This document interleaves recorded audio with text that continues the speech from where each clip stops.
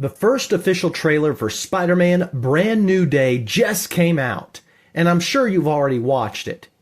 Here at Family Movie Night, it's not about clickbait, watching things frame by frame to catch all the Easter eggs, leaked plot summaries, or anything like that. Here, I'm going to provide some context around the movie, my initial thoughts of the trailer, concerns, and a wish list for the movie. So if that appeals to you, click that subscribe button and get notifications when new videos are uploaded. You're watching Family Movie. Unlike other recent entries into the Marvel Cinematic Universe, the Spider-Man films have yet to disappoint me. While Avengers Endgame was an epic conclusion to a 10-year build-up, there were some things about it I didn't care for as much as in Infinity War. One of which was how the timeline is all mixed up in the MCU now. Previously, I didn't believe any specific dates were given for the films. They happened in sequence, but not on any comparable calendar to the real world, with the exception being Captain America: The First Avenger, which is a period movie during World War II. However, with Endgame's time heist, every movie got a fixed year it took place in, which also coincided with the year of its theatrical release. The issue that resulted was the 5-year blip.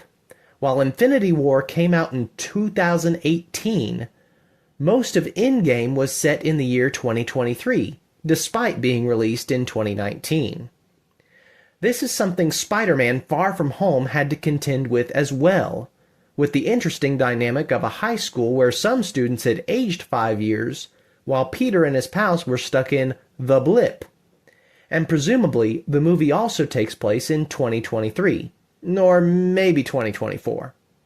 We also know a year or two passes between the Far From Home events and Peter's graduation and erasure in No Way Home, released in 2021. So within the MCU's own timeline, No Way Home should have occurred this year or maybe next. But now this trailer seems to keep time from the actual release of the year that No Way Home came out. So it's 4 or 5 years after that epic Spider-Man team-up. So these events are taking place in 2031? Or am I picking too many nits?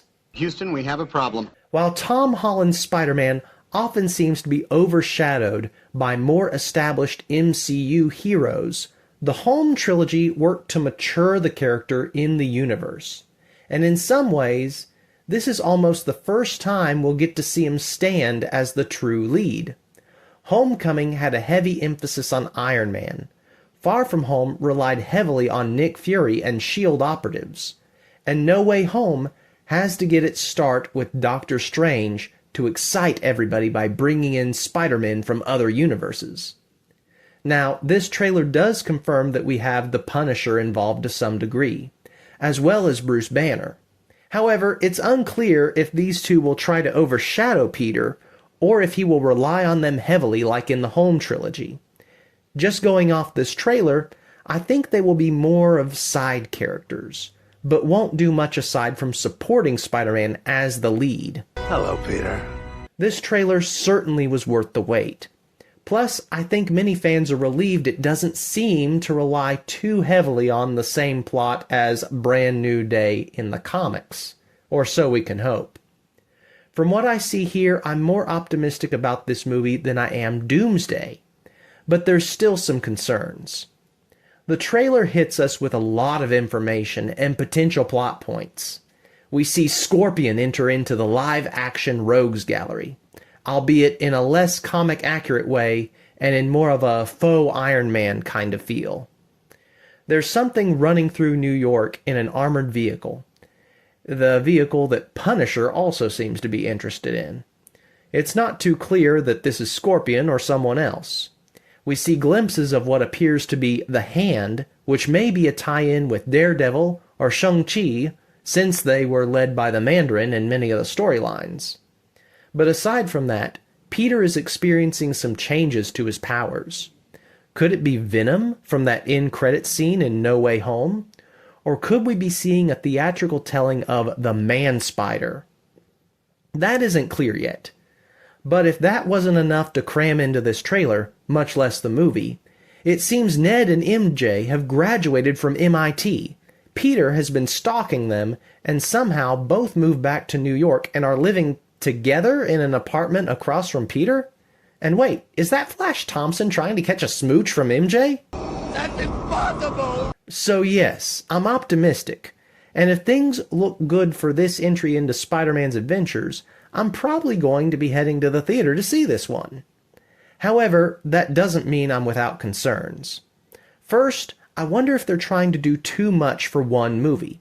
This often seems to be the problem with third or fourth entries in a franchise. Just look at Spider-Man 3 or Batman and Robin. Second, I wonder how much of this movie will revolve around Peter's brooding from the aftermath of erasing the memory of his existence. The end of No Way Home led audience to believe Peter took a sacrificial hero route and allowed MJ and Ned to go on living with no memory of him or his alter ego, knowing that they would be safer and able to move on with their lives as they go off to MIT. But how much of this is undone by their return? Plus, the odds are staggering that these two would return to New York and just so happen to wind up across the hall from Peter. Harkening back to the infamous comic book event of Brand New Day, many fans also have concerns that Peter will make some sort of sinister deal with the devil to bring his Aunt May back. And while I find that unlikely, the clips in the trailer of Peter by his aunt's grave still leave some rationale for concern. My final thoughts on the concerns is whether Venom will be misused like he has been in previous theatrical incarnations. I don't think he was even called Venom in Spider-Man 3, and while the trilogy of Tom Hardy's Venom solo movies surely brought his name into the picture, the character origin and development is all out of sorts because the symbiote didn't bond with Peter. I don't care what universe you're from. That's gotta hurt. This leads me to my wish list for the film. First, I hope the language is cleaned up some from the past several MCU films. Although, with the webbed-over F-bomb, that brings doubt to this happening. I also hope to see that they leave Venom on the back burner, perhaps introducing the symbiote in Secret Wars, just like in the comics, and instead focus on Peter's transformation into the Man-Spider. Fans of the 90s animated series will recall that Spider-Man had to deal with the Punisher in that storyline as well. Still, that leaves us with many unanswered questions about what we will see in the trailer. I want this to be clean and concise as far as the movie goes, so that it can stand on its own, even if it has an end credit scene that indicates that it's a Ant-Man and Wasp type film that happens roughly around the same time as the major Avengers event. I could understand that it would be going on at the same time as the events in Avengers Doomsday. And while many may disagree with this opinion, I hope Peter doesn't tell Ned or MJ that he is Spider-Man, or that they had their memories of him erased. A new relationship could be established, but I don't think it would be proper for his character to change his mind on telling them after 5 years. And with so much going on, I think it would work out best if a lot of his brooding and reflection took place at the very start of the movie and end there. That would serve as a recap for a lot of people without distracting from whatever adventure and peril Spider-Man is dealing with throughout the rest of the movie. Because of the time gap, perhaps we can learn that he has created some form of relationship with the Punisher and Daredevil. One or both will have to try and save or stop him when he mutates into the Man-Spider. In this case, Bruce Banner would serve as a stand-in for Dr. Connors or Dr. Crawford in developing an antidote for the mutation. Once cured and back to his regular friendly neighborhood self, Spidey and Daredevil have to stop whatever plot the Hand has been up to in the background up to this point. It would also be interesting for a reveal that the end credit scene from Homecoming between Vulture and Scorpion takes place after the events of No Way Home, but before Brand New Day, so that when Toomes says he doesn't know who Spider-Man really is, that's the truth, because his memory of his secret identity was wiped from his mind. But that's just a small fun matter. They love me. So what do you think about the Brand New Day trailer? Did you have different thoughts or concerns? What are you looking forward to most? Let me know in the comments below. Remember that there are a lot of movies out there. What we watch will impact us, for good or for bad. Therefore, we need to choose wisely with discernment. Thanks for watching.